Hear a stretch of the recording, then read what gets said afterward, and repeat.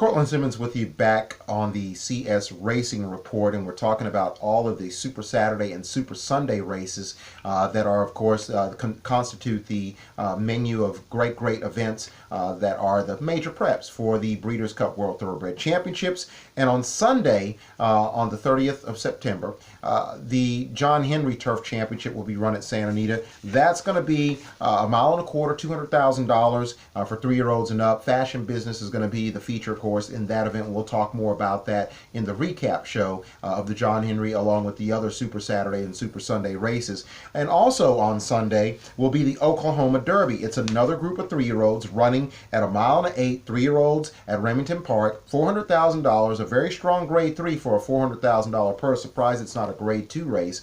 It's got some great characters in here, and this is possibly a race that may yield a couple of Breeders' Cup Classic contenders. At the least, we're going to probably see a couple horses emerge from this that will participate in other Breeders' Cup events, the Dirt Mile and the Sprint and so forth, and we may even see a surface change. One of these horses take on the Breeders' Cup Turf. Also, there is a great possibility, with the Breeders' Cup being held at Churchill Downs, home of the Kentucky Derby and the host of this year's Breeders' Cup World Thoroughbred Championships, that some of these horses will stay at Churchill and participate in some of the stakes around the Thanksgiving holiday weekend, which would include featured with the Clark handicap being the feature at a mile and 8, $750,000, and of course it's subject to have a purse increase in 2018 as well, depending on the quality of the field. So some of these horses could emerge. And in the Oklahoma Derby, Steve Asmussen is carrying a pretty significant torch. He's got 4 horses in here, including LIONITE, as well as LIMATION.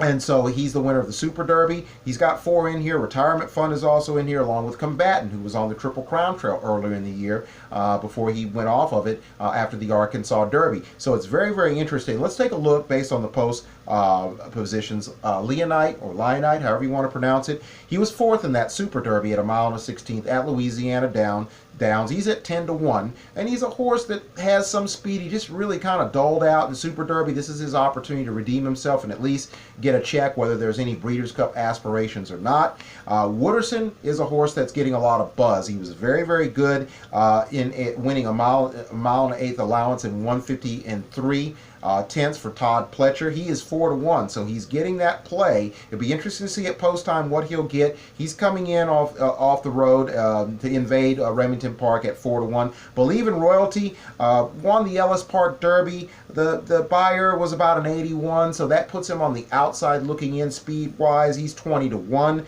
LIMATION, of course, the winner of the Super Derby, very impressive, where he drilled the field, including Lone Sailor, who was the runner-up in the Louisiana Derby, a very credible 5th, only about a length and a half, 2 lengths off in the Preakness, the runner-up in the Ohio Derby, 3rd in the Haskell, beat him pretty convincingly in that race. He's 3-1, so he's going to be one of the ones that is going to take in a lot of money here. Lone Sailor, the aforementioned, is coming out of the number 5 hole at 7-2. He was 2nd in that Super Derby. Everybody believes one of the reasons why he's arguably the favorite, the second choice, or one of your top 3 wagering picks is because that he will like the mile and 1/8 distance a little more than some of these other horses. So he comes in off the 2nd in the Super Derby, 3rd in the Haskell, previous to that, 2nd to Core Beliefs in the Ohio Derby.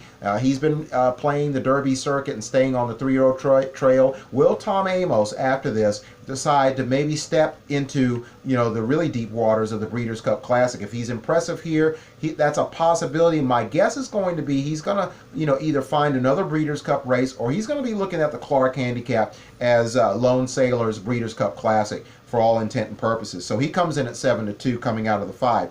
Einstein is 20-1. Again, he he ran in a race in which horses coming out of that have gone out and been successful. 3 or 4 horses out of that. He's 20-1 though on the outside looking in. Diamond King out of the John Service Barn. He of Smarty Jones fame has been running in 3-year-old company, has had mixed results, and he's 6-1, and he's going to get some play. He's a horse that could possibly be a factor. We're just going to have to wait and see. He's at 6-1 though, and he's a horse that, he won the Federico Tessio earlier in the year, didn't run so well in the Ohio Derby. We'll see how he does. Seafoam is 12-1. He's a son of Medaglia d'Oro. And then, Retirement Fund, the fourth in the Asmussen barn.